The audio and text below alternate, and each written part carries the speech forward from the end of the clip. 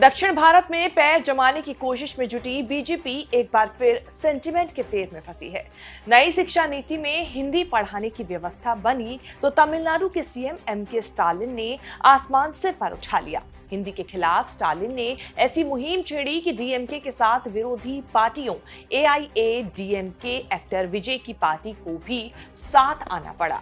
निशाने पर है बीजेपी, जिसके खिलाफ माहौल बना है कि अपनी राजनीति चमकाने के लिए हिंदी थोपने की फिराक में है। हिंदी को लेकर तवा गर्म ही था कि स्टालिन ने दक्षिण भारत का एक और सेंटिमेंट इश्यू उठाकर बीजेपी को घेर लिया। 2026 में लोकसभा सीटें नए सिरे से तय करने के लिए डीलिमिटेशन किए जाने की बात है।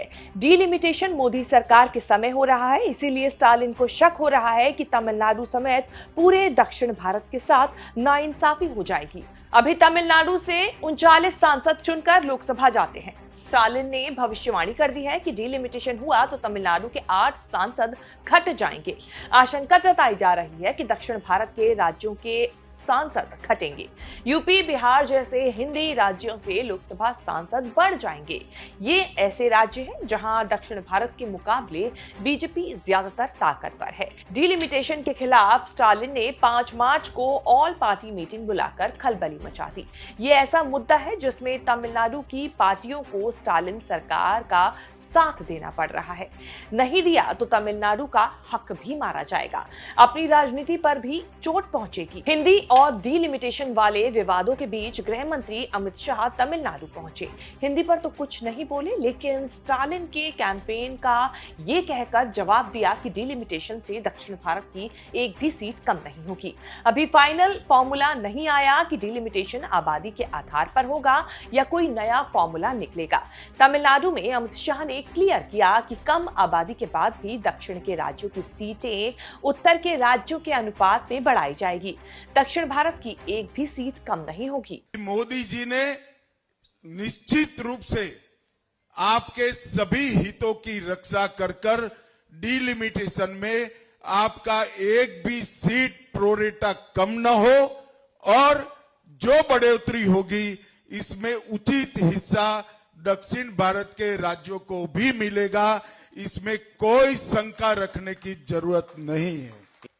तमिलनाडु के सीएम हमेशा मोदी सरकार ने तमिलनाडु को अन्याय किया इसकी बात करती। मैं आज सीएम साहब को कहने आया हूं, अगर आप सही बोलते हैं तो कल मेरी बात का जवाब तमिलनाडु की जनता के सामने देंगे। डीलिमिटेशन को लेकर आशंका स्टालिन की है, वही चंद्रबाबू की भी है। उन्होंने डीलिमिटेशन के खिलाफ तो सीधा कुछ नहीं बोला, लेकिन डीलिमिटेशन पॉलिसी की रिव्यू की बात करते रहे। अमित शाह के बोलने के बाद भी टीडीपी नेता और कैबिनेट मंत्री राम मोहन नायडू ने भी कहा कि हम भी नहीं चाहते परिसीमन में किसी के साथ अन्याय हो।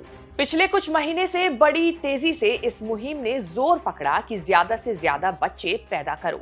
चंद्रबाबू नायडू ने 2 से ज्यादा बच्चों को जरूरी बताया। स्टालिन ने कहा 16 बच्चे पैदा करने चाहिए। ज्यादा बच्चे पैदा करने की इस मुहिम के पीछे भी डीलिमिटेशन वाली चिंताएं हैं। डीलिमिटेशन यानी लोकसभा की सीटें तय होती हैं आबादी के हिसाब से।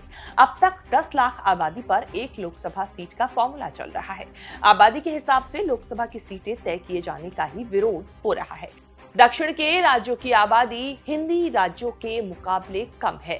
इसी से ये डर फैला है कि अगले डीलिमिटेशन में लोकसभा सीटें घट जाएंगी। दिल्ली में दक्षिण की आवाज कमजोर पड़ेगी। टीडीपी, डीएमके जैसी रीजनल पार्टियों का भारी राजनीतिक नुकसान हो जाएगा। इंडियन एक्सप्रेस ने 3 अलग अलग सिनेरियो बिल्डिंग करके ये अनुमान लगाया कि किस राज्य में कितनी सीटें हो सकती हैं। मौजूदा 10 लाख आबादी वाले फॉर्मूले से डीलिमिटेशन में लोकसभा सीटें तय हुई तो यूपी की लोकसभा सीटें 250, 15 लाख आबादी वाले फॉर्मूले से 168 और 20 लाख आबादी वाले फॉर्मूले से 126 हो जाएगी। बिहार की लोकसभा सीटें 10 लाख आबादी से 169, 15 लाख आबादी से 114 और 20 लाख आबादी वाले फॉर्मूले से 85 हो जाएगी। तमिलनाडु में सीटें घटेंगी नहीं। यथास्थिति यानी 39 सीटें भी तभी बनी रहेंगी जब 20 लाख आबादी पर एक लोकसभा सीट का फॉर्मूला लगेगा, वरना 10 लाख आबादी वाले फॉर्मूले से 76 और 15 लाख पर 82 सीटें होंगी। संविधान कहता है कि हर जनगणना के बाद डिलिमिटेशन होनी चाहिए। जनगणना तो होती रही, लेकिन डिलिमिटेशन 1976 के बाद नहीं हुआ। लोकसभा की 543 सीटें 25 साल के लिए फ्रीज की गई। 2001 में नया डिलिमिटेशन करने की बात थी, लेकिन फिर 25 साल के लिए टाला गया।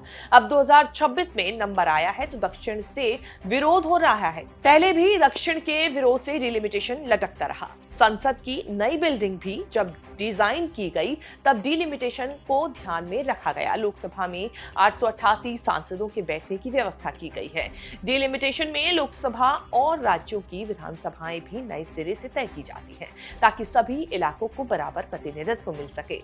डिलिमिटेशन केंद्र सरकार की निगरानी में होता है। सरकार एक कमीशन बनाती है जो सीटें तय करती है। अब देखना होगा कि डिलिमिटेशन को लेकर आगे क्या कुछ नई राजनीति देखने को मिलती है। शेष भारत में फिलहाल इतना ही। आपको हमारी ये रिपोर्ट कैसी लगी कमेंट करके जरूर बताएं। इस तरह की खबरें आगे भी देखने के लिए बने रहें न्यूज़ तक के साथ।